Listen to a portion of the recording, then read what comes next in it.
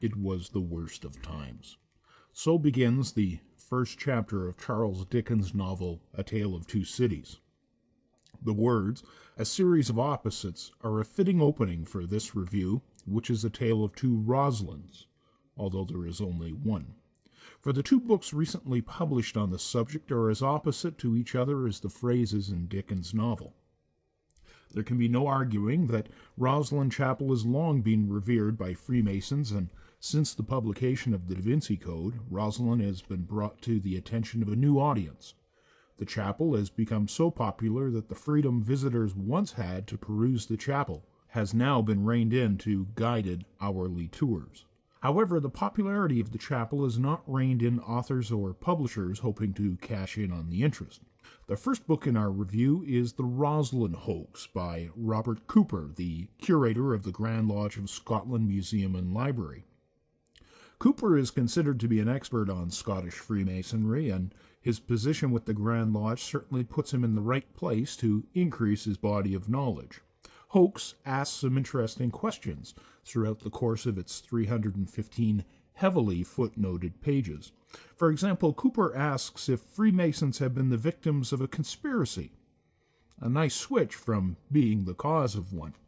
He also asks whether or not the chapel has been altered over the years to make it Masonic, and if the famed Kirkwall Scroll has been manipulated by those with agendas. But perhaps the biggest question is who would benefit from such a conspiracy. Now, while all of this may sound rather fanciful, Cooper has not written a conspiracy book.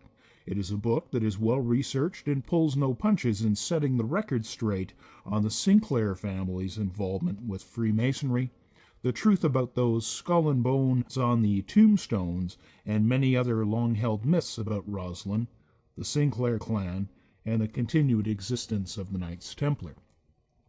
But not everyone is quite ready to abandon the idea of Rosslyn being more than simply a collegiate chapel.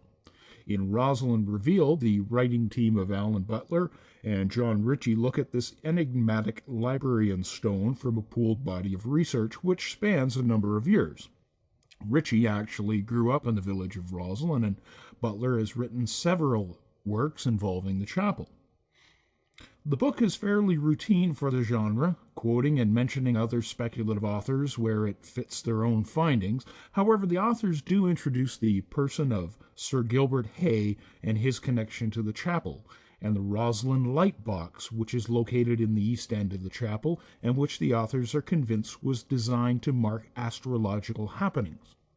Beyond this, Rosslyn Revealed reveals little that is new. Roslyn's intricate carvings are connected to similar images, allowing the authors to interpret them as Kabbalistic, pagan, or connected to the sacred feminine. Perhaps at the end of the day, the two books could switch titles and be closer to representing the contents therein. And here are our publishers' picks. First up, My Dad is a Freemason by Richard Vang, published by Square Circle Press. This is a book that every Masonic lodge should have at least one copy of in its library. Vang has written an easy-to-comprehend assessment of Freemasonry, what it is, and what it stands for that every newly raised Master Mason should read with his children. The book is richly illustrated in full color and is a concept that is long overdue. Next, Symbolism of the Blue Degrees of Freemasonry by Arturo de Hoyos, published by the Scottish Rite Research Society.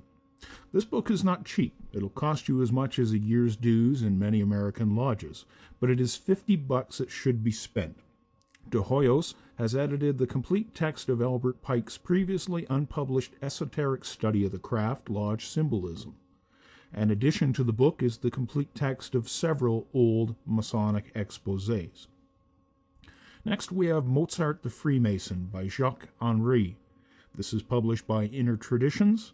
Musicologist Jacques Henry presents an account of Mozart the Mason that is more a look at how Mozart patterned his music after Masonic ritual than simply another bio on a famous Mason. Henry argues that Freemasonry played as vital a role to Mozart's music as Lutheran Christianity did to Bach's. And finally, we have The Book of Fate by Brad Meltzer. Two things attracted me to this book: the square and compasses and Brad Meltzer's name on the cover. Meltzer is a well-regarded comic writer and current scribe for the Justice League of America. However, the Masonic symbol on the cover is about as deep a connection to the craft as the book has to offer, and Meltzer's comic work is much better writing. All of these books are available online at thelodgeroom.com.